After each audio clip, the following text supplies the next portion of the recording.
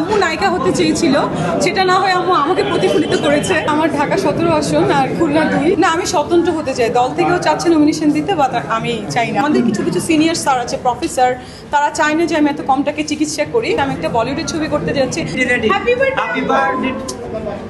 আজকে আমি যেখানে আছি, যা হয়েছে সবই আমার আম্মুর অবদান। আম্মু নায়িকা হতে চেয়েছিল, সেটা না হয় আম্মু আমাকে প্রতিফলিত করেছে।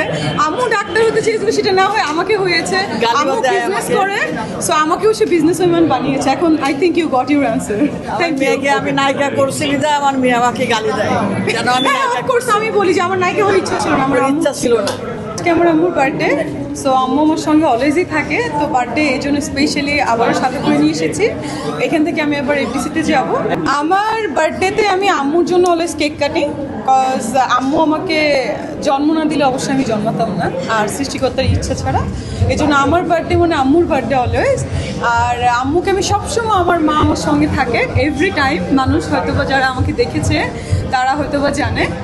আর সেকেন্ড ব্যাপার হচ্ছে যে আম্মুর বার্থডে, এই জন্য সবাই উইশ করলো, দেখলাম আমার খুব ভালো লেগেছে।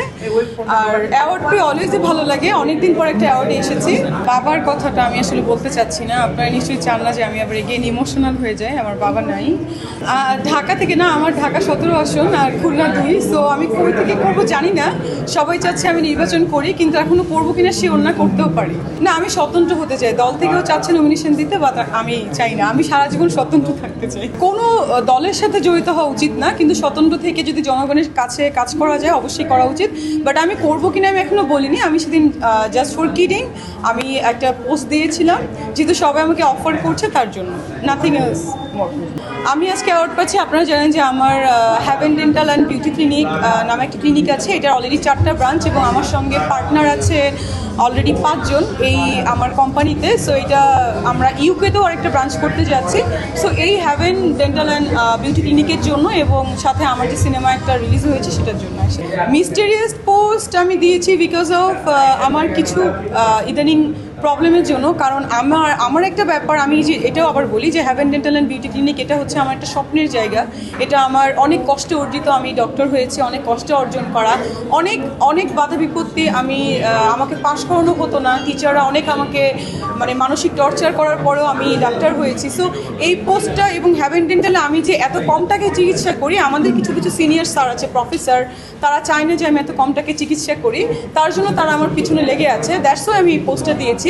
বাট আমার কথা হচ্ছে যে আমি যদি উন্নত মানের চিকিৎসা বাংলাদেশে ফ্রি দিতে পারি, সেটাতে তো কারোর কোনো প্রবলেম হওয়ার কথা না। আমি জাস্ট ন্যূনতম একটা নামমাত্র টাকা নিচ্ছি, 35,000 বা 40,000, যেটা তারা 2.5-3 লাখে করে। এটাই হচ্ছে বেসিক তাদের প্রবলেম। সো আমি এই জন্যই কিছু পোস্ট দিয়েছি, এবং এই জায়গাটাতে আমি কাউকে ছাড় দিব না, সেটা যত বড় যে হোক। That's all. অবশ্যই, কেন পারবো না? আমি যদি জেনুইন থাকি, আমি যদি লিগাল থাকি, আমি কেন পারবো না? আমি তো জনগণের সেবা করছি না। আমি তো সেবা, চিকিৎসা সেবা মানে কি? সেবা দেওয়া। সো আমি টাকা নিয়ে কেন আমি সেবা দিব, তাই না? আমি এই জন্য আমি একটা নামে মাত্র আমাদের কস্টিং নিচ্ছি, নিয়ে যেহেতু আমাদের অনেকগুলো ডক্টর আছেন, এই জন্যই আমরা একটা নামে মাত্র কস্টিং নিয়ে আমরা চিকিৎসা সেবাটা দিচ্ছি। আপনি যেমন দেখেছেন আমিও সেরকম দেখেছি, বিকজ আমি ওই দিন গাড়িতেই ছিলাম না, for your kind information. So আমার অনেক কিছু নিয়ে নিউজ হয়, আমিও ঘরে বসে বসে দেখি আপনাদের মতো।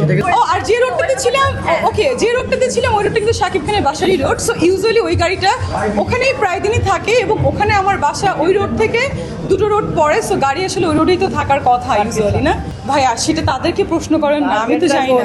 গাড়িটা আমাদের ভিতরে নেওয়ার চেষ্টা করছেন, নামানোর চেষ্টা করছেন। সেটা না, ওয়েট, আমরা আসলে কেউই, তারাও ভাবে নাই যে এটা আমার গাড়ি, আই থিঙ্ক সো।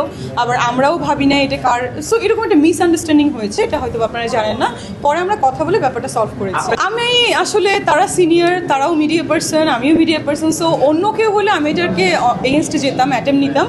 বাট অবশ্যই আমি এই ফালতু ব্যাপারে আসলে কথা বলতেই চাচ্ছি না, যেখানে মিউচুয়াল হয়ে গেছে ব্যাপারটা নিয়ে। অফকোর্স আমার ফিল্মের জন্য নতুন লুক, মানে এখানে অনেকেই দেখি আবার পোস্ট করছে এটা কত সালে হবে। সো আমার এইজ কিন্তু এত বেশি না, যে কোনো মুহূর্তে আপনারা দেখতে পারবেন, তাই না? মানুষের মানে সব কিছু হতে তো টাইম লাগে। আপনারা জানেন যে আমি আরও 4টা সিনেমাতে সাইন করেছি। আমার 2 তারিখ থেকে আবারও শুটিং শুরু হচ্ছে, এবং আমি নাম বলবো না, আমার এমন এমন লুকস আপনারা দেখতে পারবেন, আপনারা নিজের অবাক হয়ে যাবেন। সো আমার অনেক সিনেমা আসবে, অনেক কাজ আসবে, আমি অনেক লঞ্চিংয়ে যাচ্ছি, অনেক পার্লার থেকে শুরু করে এভরিথিং। সো আমি আরও একটা কাজ আপনাদেরকে বলবো, সেটা হচ্ছে আমি একটা বলিউডের ছবি করতে যাচ্ছি।